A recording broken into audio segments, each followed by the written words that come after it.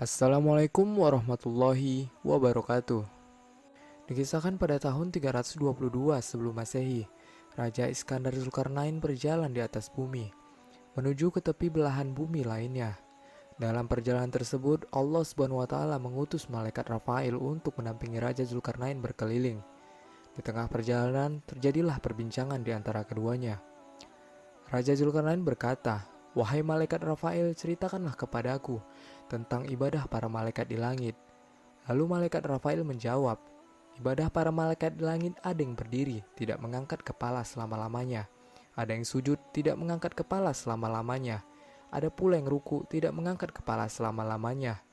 Mendengar jawaban itu, Raja Zulkarnain pun termenung. Di tengah ketermenungan itu, malaikat Rafael kemudian berkata, "Sesungguhnya Allah telah menciptakan sumber mata air di bumi, namanya Ainul Hayat atau sumber air kehidupan.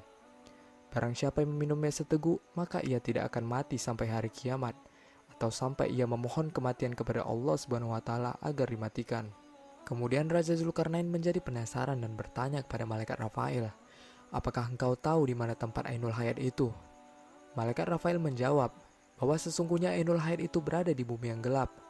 Setelah mendengar penjelasan malaikat Rafael tentang Ainul Hayat, maka Raja Zulkarnain segera mengumpulkan para alim ulama. Kemudian Raja Zulkarnain bertanya kepada mereka tentang Ainul Hayat, tetapi mereka menjawab, "Kami tidak tahu kabarnya." Namun ada seorang alim di antara mereka yang menjawab, "Sesungguhnya aku pernah membaca dalam wasiat Nabi Adam alaihissalam. Ia berkata bahwa sesungguhnya Allah SWT meletakkan Ainul Hayat di bumi yang gelap." Raja Zulkarnain bertanya, "Di manakah tempat bumi yang gelap itu?" Seorang alim itu menjawab, "Di tempat keluarnya matahari." Menurut beberapa penafsiran, orang alim tersebut tidak lain adalah Nabi Khidir alaihissalam yang dikumpulkan Raja Zulkarnain bersama orang alim lainnya. Mendengar penjelasan dari seorang alim tersebut, Raja Zulkarnain bersiap-siap mencari tempat letaknya Ainul Hayat itu.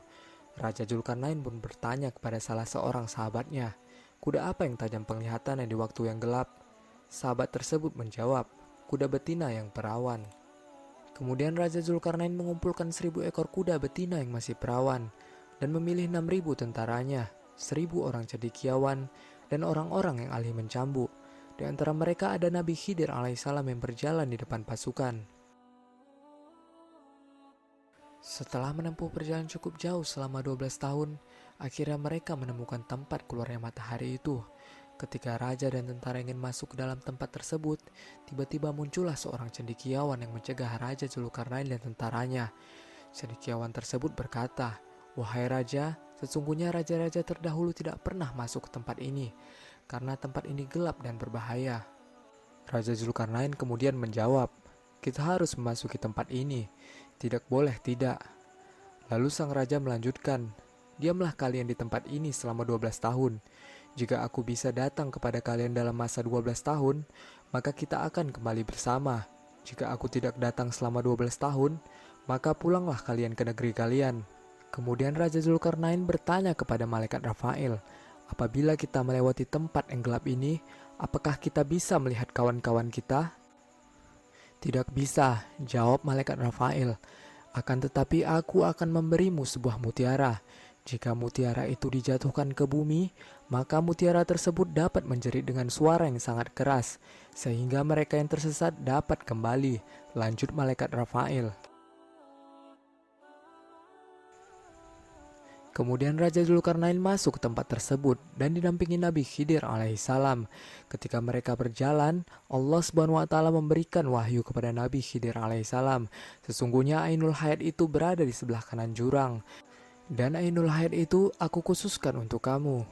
Setelah Nabi Khidir alaihissalam menerima wahyu tersebut, ia berkata kepada sahabat-sahabatnya, "Berhentilah di tempat kalian dan jangan meninggalkan tempat kalian sampai aku kembali." Kemudian ia menuju ke sebelah kanan jurang dan didapatinya Ainul Hayat yang dicarinya itu. Nabi Khidir alaihissalam langsung turun dari kudanya dan melepas pakaiannya, lalu menuju Ainul Hayat tersebut. Setelah sampai di tepi sumber mata air tersebut, Nabi Khidir alaihissalam langsung mandi dan meminum airnya. Dirasakan olehnya bahwa air Ainul Hayat itu lebih manis dibandingkan madu. Setelah Nabi Khidir alaihissalam mandi dan meminum air Ainul Hayat itu, ia pun lalu menemui Raja Zulkarnain yang tidak pernah tahu kejadian tersebut. Itulah kisah Raja Zulkarnain dan Nabi Khidir alaihissalam dalam mencari Ainul Hayat. Sebenarnya kisah ini masih sangat panjang, tetapi admin telah merangkumnya dan menceritakan hanya sebagian saja. Semoga Allah memperluas pengetahuan kita dan menambah keimanan kita. Assalamualaikum warahmatullahi wabarakatuh.